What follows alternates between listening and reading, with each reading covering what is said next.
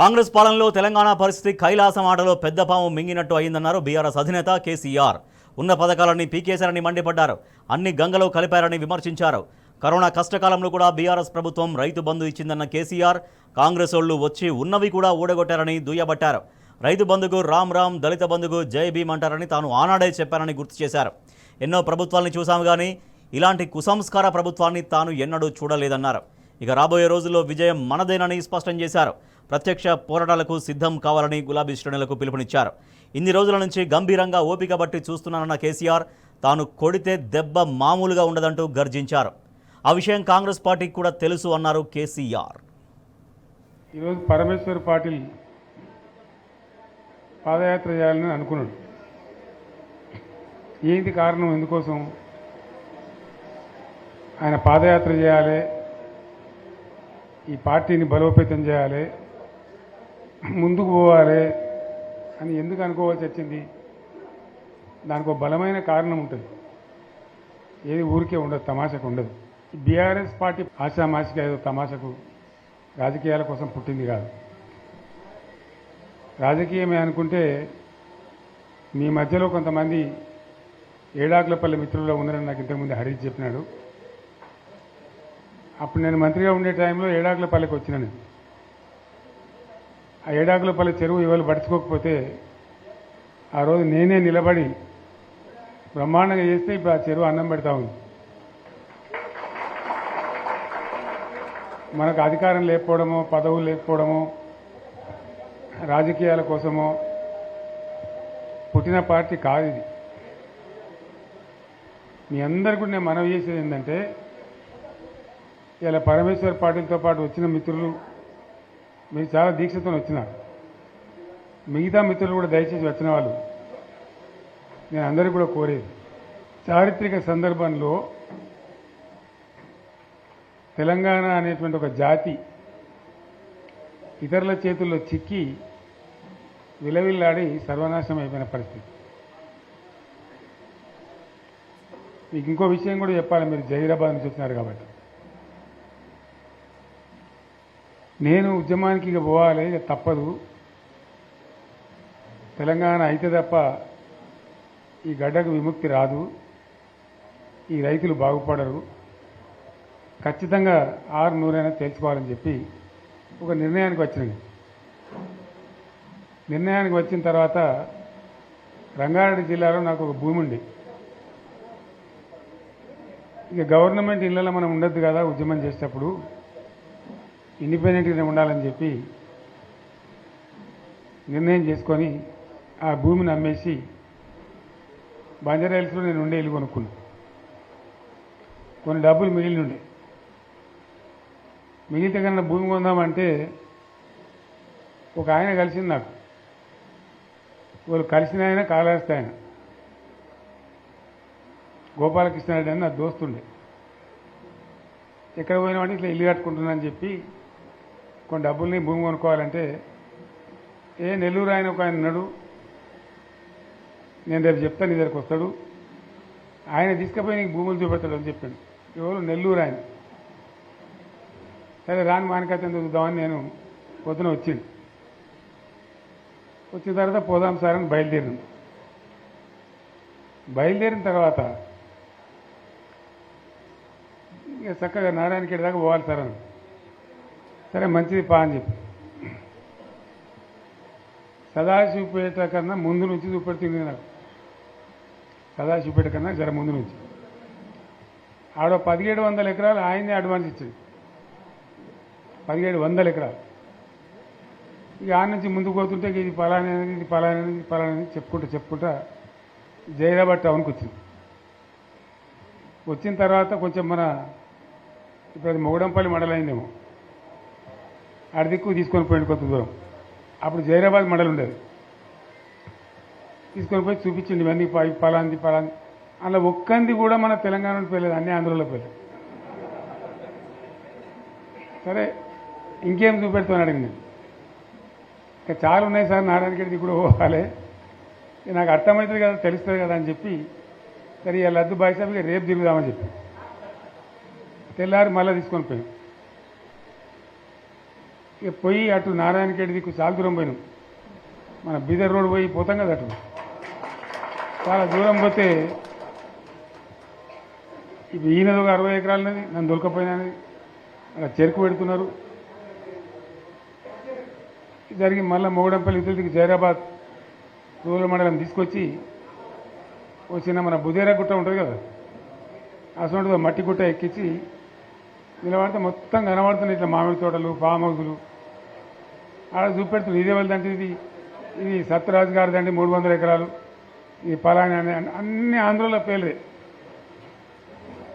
మన జైరాబాద్ నియోజకవర్గంలో కూడా నారాయణఖేడ్ నియోజకవర్గంలో కూడా అవి చూసిన తర్వాత నేను రాత్రి హైదరాబాద్ వచ్చిన తర్వాత మిత్రులతో మాట్లాడి ఇక ఉన్న తెలంగాణ ఇప్పటికే పోయింది 600 సరే తెలంగాణ కావాల్సిందిగా ప్రాణం పోయినా సరే కొట్టాలని చెప్పి జైరాబాద్ నారాయణఖేడ్ చూసిన తర్వాతనే ఇంకింత బలమైన నిర్ణయం తీసుకొని మొండిగా పోరాటానికి పోయినాం. ఇంకో విషయం కూడా మీకు నేను చెప్పాలి. అయితే ఇతరులు వచ్చి తెలంగాణ భూములు ఆక్రమించడానికి తెలంగాణ ఉద్యోగాలు కొట్టేయడానికి తెలంగాణ నీళ్లు మలుపుకొని పోవడానికి ఎవరు కారణం దీనికి దయచేసి బాగా ఆలోచించాలి. నేను చెప్పేది వట్టి ముచ్చట కాదు. మీరు వచ్చిన వాళ్ళు కూడా వట్టి వాళ్ళు కాదు. ఎందుకు జరిగింది 60 ఏళ్ళు తెలంగాణతోని ఈ పరాశకాలు ఎవరు ఆజ్ఞుడు ఎవడు దీని కారకులు ఎవరు? ఇది చాలా ముఖ్యమైన విషయం. దయచేసి నేను చెప్పేది వినాలి. మీరు వెళ్ళిన తర్వాత మేము ఈ గ్రామాలలో చర్చ కూడా పెట్టాలని నేను కోరుతున్నాను. తెలంగాణ ఆగమైపోవద్దు కదా, నబటోని ముందర జారిపడద్దు కదా, మనకు కూడా చీము నెత్తురు పౌరుషం ఉండాలి కదా. ఏం జరిగింది? ఎవడు దీన్ని నాశనం పట్టించినాడు? ఎవడు? కాదు కాదు మన తెలంగాణ వాళ్ళే. సింపుల్ ముచ్చట కదా. దోపిడీ చేద్దామని వచ్చి చూడు ఎప్పుడు దోపిడీదారుడే, కానీ వాడిని సర్ది కట్టినాడు ఎవడు? నేను ఉద్యమంలో చెప్పే కదా, కత్తి ఆంధ్ర ఉందే కానీ పొడిచేటోడు తెలంగాణ వాడే. వాస్తవం చెప్తున్నాను నేను మీకు. ఆ రోజు కూడా అదే కథ. తెలంగాణలో గట్టిగా ఉంటే ఆనాడున్న కాంగ్రెస్ నాయకులు సమస్య లేదు మాది మేము ఉంటామంటే ఎందుకు కలుపుతుంది ఆంధ్రతోని? ఏమక్కడ ఏర్పడుతుండే? మనోళ్ళ యొక్క తెలివి తక్కువతనము బలహీనతనే మనల్ని జబర్దస్తి వంచబోయి ఆంధ్రలో కలిపింది. ఆ గోస 60 ఏళ్ళు అనుభవించినాం మనం. ఏం గోస అది నాకు అర్థం కాదు. లేక కాదు కదా. కరెంటుకి ఏం గోస పడ్డాం? ఏం పరాస్కలాడు మనతోని? ఒకడు బట్టలు ఆరేయాలంటాడు, ఇంకోటి అంటాడు. జోకులు మన మీద. ఆ ట్రాన్స్ఫార్మర్లు కాలిపోవడు, మనం లంచాలు ఇచ్చుడు. ఒకసారి యాడ్ చేసుకుంటే ఇప్పుడు మళ్ళీ కళ్ళకి నీళ్ళు వస్తాయి. ఎందుకు పడ్డాం అంత బాధ, అంత అవస్థ? ఆనాడు నేను వచ్చి తిరిగిన బాగా, కానీ నేను ఒక మంత్రిని మాత్రం నేను చేయగలిగేది తక్కువ. ఉన్నంతలో తిరిగిన మా బడంగపేట చెరువు కానీ, ఏడాకులపల్లి చెరువు కానీ, గొడిగాడిపల్లి చెరువు కానీ కొన్ని పనులేదో చేయగలిగినాం అప్పుడు చేయగలిగినంతలో. కానీ ఎందుకైనా మంచిది ప్రాణం పోయినా సరే అని చెప్పి కొట్లాడినాం, దిగినాం. కొందరు వెనుక కొందరు ముందు మనోళ్ళు జమ కావడానికి ఆలస్యం పట్టింది, టైం పట్టింది. కానీ తెలంగాణ తెచ్చుకున్నాం. తెచ్చుకున్న తర్వాత ఒక 20-25 ఏళ్ళు గోసపడ్డ కరెంటు. 25 ఏళ్ళు కదా. మోటార్లు గారుడు, ట్రాన్స్ఫారం గారుడు, లంచాలిచ్చుడు, అంత గోసపడ్డటువంటి బాధను 6-7 నెలలనే 24 గంటలు అందరికీ కరెంట్ సెట్ చేసినాం. మరి కాంగ్రెస్ వాళ్ళు చాలా పెద్ద సిపాయిలేనాయి. ఒకరిని మించిన వాడు ఉండే. మరి వాళ్ళు ఎందుకు చేయలేకపోయింది 25 ఏళ్లలో? మన తెలంగాణ వచ్చినాక మరి మనం ఎట్లా చేసుకున్నాం నడుపుకున్నాం 7-8 ఏళ్ళు.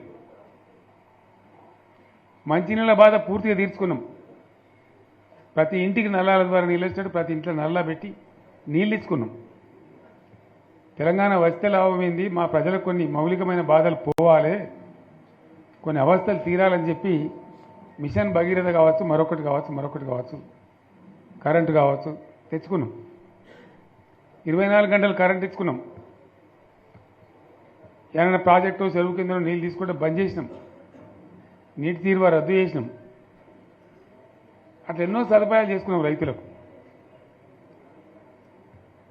బాగా జరుగుతుండే. అప్పుడప్పుడు ఏమవుతుంది, కొన్ని దుష్ట దినాలు వస్తాయి, చెడు గడియలు వస్తాయి. మనోళ్ళు కూడా అలవోకగా ఓట్లేసారు. మీరు గొప్పలో మీరు మాణిక్యరావుని గెలిపించారు. కానీ కొన్ని నియోజకవర్గాలలో నేను చెప్పినా కూడా అప్పుడు మంది మాటలు పట్టుకొని మారుమానం పోతే మళ్ళీ వరకు ఇల్లు కాలిపోతుంది, వీళ్ళని నమ్మితే అమాంతం మింగుతారు, మోసపోతాం. రైతు బంధుకు రామరామ అంటారు, దళిత బంధుకు జై భీమ్ అంటారు, వీళ్ళు ముంచుతారా నాయన అని చెప్పిన నేను. ఏమో మీ సంగతి ఎంతో చూద్దామని ఆయనతో వేసారు.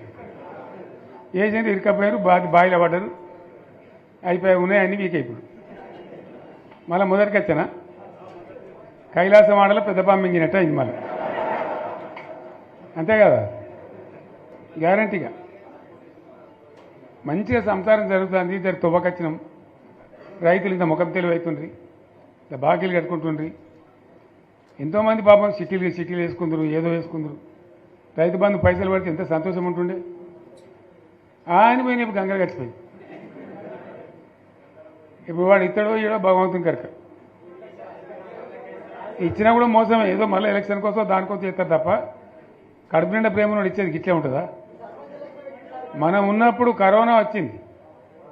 కరోనా వస్తే కూడా నేను రైతు బంధు ఆపలే. కరోనా వచ్చి రాష్ట్రానికి రూపాయి ఆదాయం రాకపోయినా వ్యవసాయం అయితే జరగాలి కదా, తప్పద్దని చెప్పి ఈవెన్ కరోనా ఉంటే కూడా రైతు బంధు ఆపలే.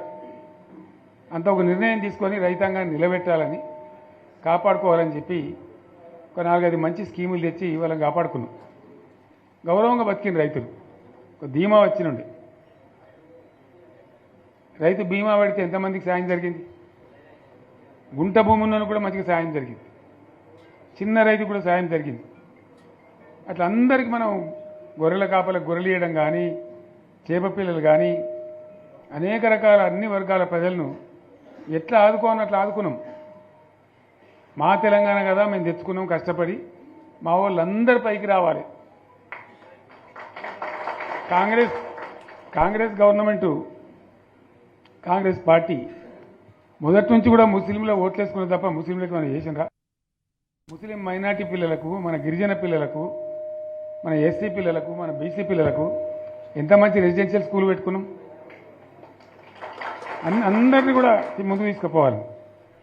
ఇవాళ మన కళ్ళ ముందనే నాకు బాధ కలిగేది ఏంటంటే, చిన్న వర్గాల ప్రజలు కాన్వెంట్ స్కూళ్ళలో చదివించలేరు, వాళ్ళ పిల్లలు కూడా బాగా చదవాలని చెప్పి ఎస్సీలకు, బీసీలకు, మన గిరిజనులకు, మన మైనార్టీ సోదరులకు గురుకుల పాఠశాలలు పెట్టాం.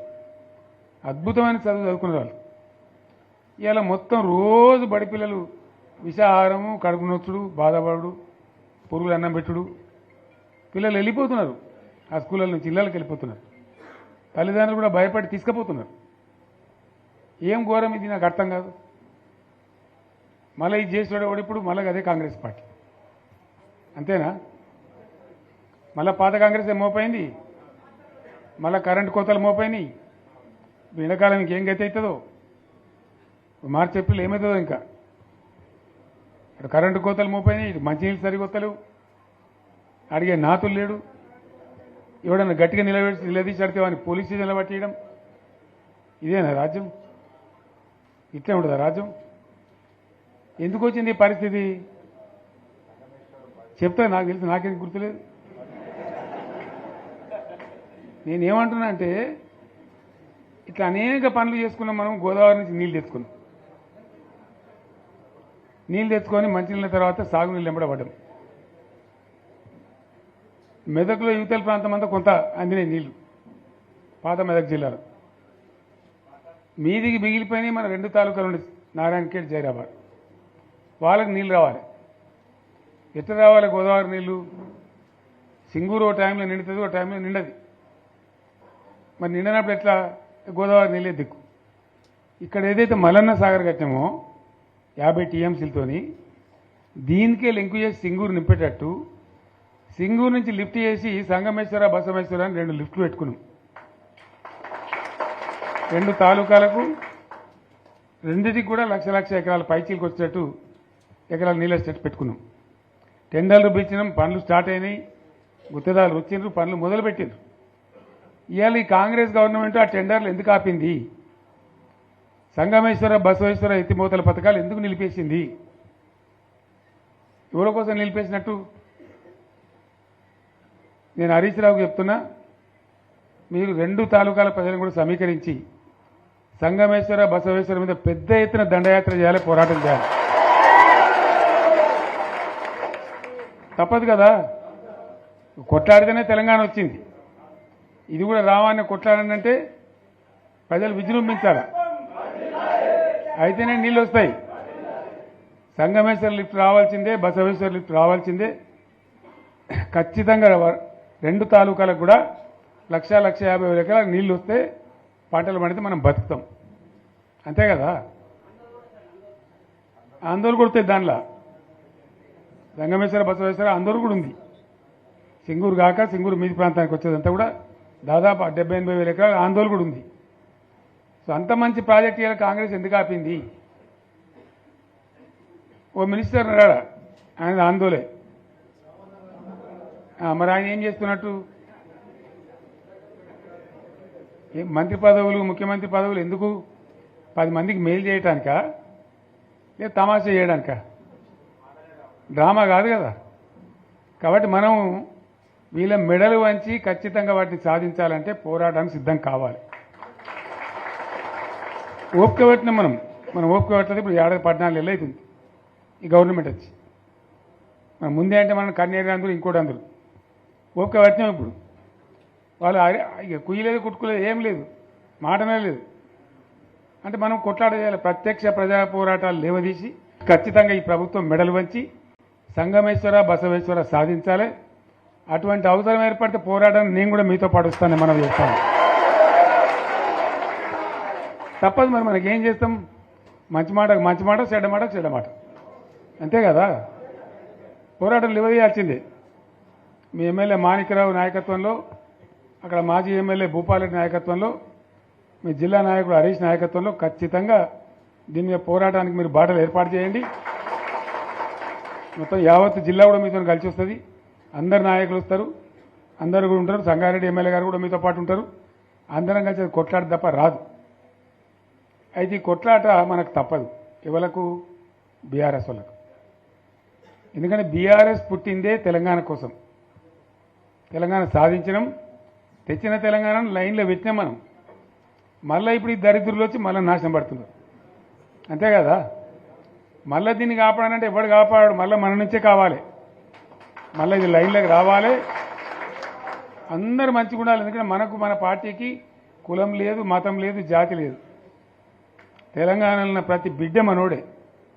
వాళ్ళు ఏ మతం ఉన్నారు, ఏ కులం ఉన్నారు మనకు అవసరం లేదు. ఈ తెలంగాణ బార్డర్ గీత లోపల ఉన్న బిడ్డలు అందరు మనోళ్ళే, అందరూ బాగుపడాల్సిందే. ప్రతి ఒక్కరికి న్యాయం జరగాల్సిందే. ఆ న్యాయం జరిగి ఆ ఫలితాలు తెలంగాణకు వచ్చేదాకా ఇంకెవ్వడు కొట్లాడాడు, ఎవరితో కాదు. అది అబద్ధాల పంచాంగం. మళ్ళా మనమే కొట్లాడాల, అంతేనా? పక్క మాటేనా ఇది? కొట్లాడదాం కదా. ప్రాణం పోయినా సరే తెలంగాణకు రక్షకులు మనమే. తెగించి కొట్లాడాల్సిందే. తెలంగాణ హక్కులను కొట్లాడాల్సిందే మనమే. కొట్లాడి తీరాల్సిందే, అలా రెండవ మాట లేదు. కాబట్టి దయచేసి అవసరమైన సందర్భంలో మీ జిల్లా నాయకులు పిలిపిస్తారు, రాష్ట్రం నుంచి నేను కూడా పిలిపిస్తాను. మీరు సిద్ధపడి ప్రత్యక్ష ప్రజా పోరాటాలు లేవదీసైనా సరే మన ప్రాజెక్టులు సాధించుకోవాలి, మన నీళ్లు సాధించుకోవాలి, మన ప్రజలకు అన్యాయం జరుగుతుంటే ఎదురు తిరగాలి, కొట్లాడాలి. తప్పకుండా ప్రజలకు న్యాయం చేసేదాకా మనం ముందుకు పోతూనే ఉండాలి. తెలంగాణ కోసమే బయలుదేరిన జెండా గులాబీ జెండా. తెలంగాణను సాధించింది గులాబీ జెండా. తెలంగాణను మంచిగా చేసి లైన్లో పెట్టింది గులాబీ జెండా. భారతదేశంలో నంబర్ 1 అనేక విషయాలలో చేసి సాధించి చూపెట్టింది గులాబీ జెండా. జర్రంత మోసం జరిగింది. ఆ జర్రంత మోసానికి ఇవాళ ఓడోడిగా ఉనుక మీద రోకలోనే దుంకులాడుతుండు, అంతే కదా. ఎందుకు వానికి దాని కూడా ఏమేమో మాట్లాడుతుండు. సరే, నేను గంభీరంగా మౌనంగా చూస్తున్నా. నేను కొడితే వట్టి కొట్టు నాకు అలవాట్లేదు కదా. నేను వెళ్ళినా అంటే మళ్ళీ భూకంపం పుట్టాలి. ఇక చూద్దాం ఎక్కడి దాకా చేస్తారో వీళ్ళ కథ ఏందో చూద్దాము. మనోళ్ళందరూ కూడా ప్రతిపాదిస్తుంది ఏంటంటే, ఒక సంవత్సరం జరిగిపోయింది, సంగమేశ్వర ఆన్నే పన్నది, బసవేశ్వర ఆన్నే పన్నది, పాలమూరు ఎత్తిపోతల పథకం ఆన్నే పన్నది, కాళేశ్వరం అట్లా ఎండబెడుతున్నారు, ఇవన్నీ అన్యాయాలని. కాబట్టి ఫిబ్రవరి నెలాఖరులో ఒక పెద్ద బహిరంగ సభ పెట్టాలి, వీళ్ళ కథ చూడాలి అనేది జరుగుతూ ఉంది. కాబట్టి మీరు కూడా పెద్ద ఎత్తున దయచేసి ఆ సభకు కదిలి రావాలి, అంత దూరమే ఉండదు. ఆ రకంగా తెలంగాణ శక్తి ఏందో మరొకసారి చూపించి వీళ్ళ మెడలు వంచి ఇప్పుడు సాధించాలి. భవిష్యత్తు కోసం కూడా కొట్టాడకు మనం సిద్ధంగా ఉండాలని తెలియజేసుకుంటూ, పరమేశ్వర్ గారికి అంతటా లోకమంతరం ఇది ₹1,00,00,000 భూమి ఇప్పుడు 50 లక్షల కాడికి లేడు.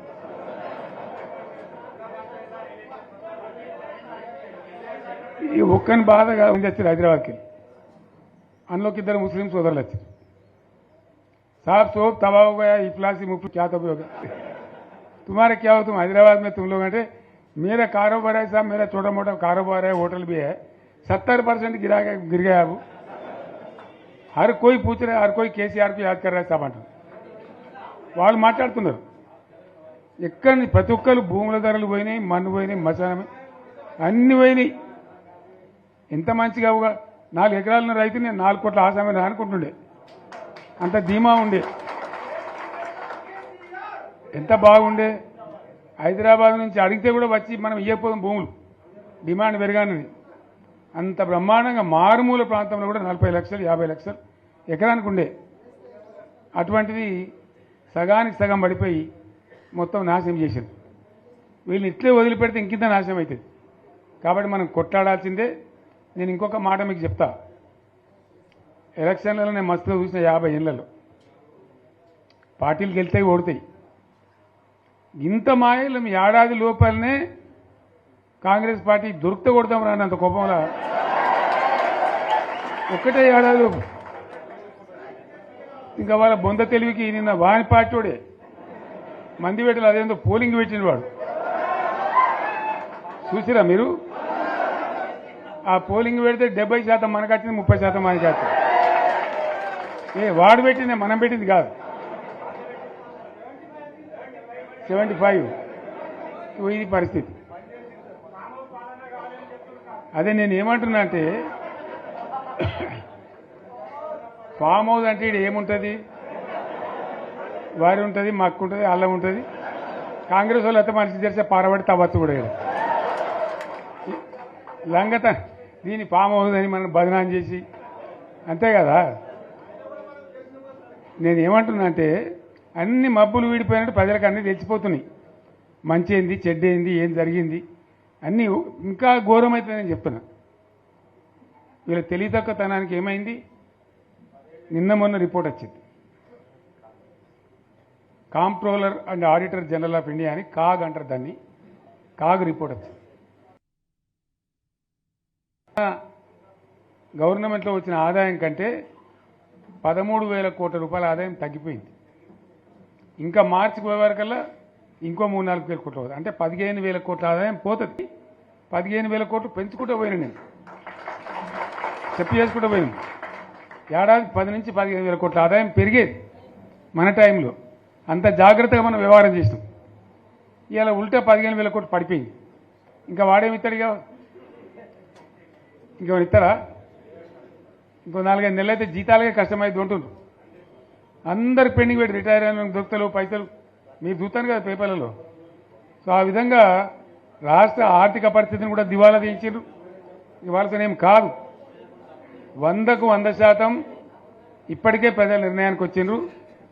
డెఫినెట్గా రాబోయే గవర్నమెంట్ మనదే అని అనుమానం కూడా అవసరం లేదు, ఏమాత్రం అనుమానం అవసరం లేదు. ఆ విధంగా పరిస్థితి ఇప్పటికే తయారై ఉంది.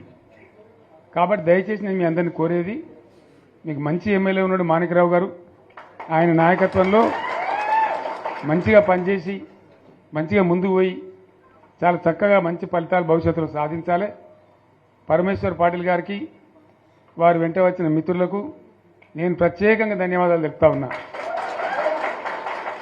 ఇటువంటి కార్యకర్తలు, ఇటువంటి నాయకులే పార్టీకి పట్టుకొమ్మలు, తెలంగాణ జాతి రత్నాలు. తెలంగాణకు ప్రమాదం వచ్చిందన్నప్పుడల్లా ఇటువంటి బిడ్డలే అక్కడో లేచి నిలబడి మళ్ళా మా తెలంగాణని ఆ సోయి చూపెడతా ఉన్నారు. మీరు నడిచిన 140 కిలోమీటర్ల పాదయాత్ర వృధా పోదు. ప్రజలందరూ మిమ్మల్ని చూసిండ్రు. దాంగా తోపుంట కూడా మీతో ఎంతోమంది మాట్లాడిండ్రు, అడిగిండ్రు మిమ్మల్ని ఎందుకు పాదయాత్ర ఎత్తున్నది. మీరు కూడా అందరికి చెప్పిండ్రు, అంతే కదా. మీకు కూడా అర్థమైంది ప్రజలు ఎంత వ్యతిరేకం ఉన్నదనేది. సో ఆ రకంగా మీ పాదయాత్ర వృధా పోదు, మీ కష్టం వృధా పోదు. తప్పకుండా రాబోయే రోజుల్లో విజయం మనదే. అయితే మన విజయం మన కోసం కాదు, అది తెలంగాణ విజయం కావాలి, తెలంగాణ ప్రజల విజయం కావాలి, తెలంగాణ రైతుల విజయం కావాలి.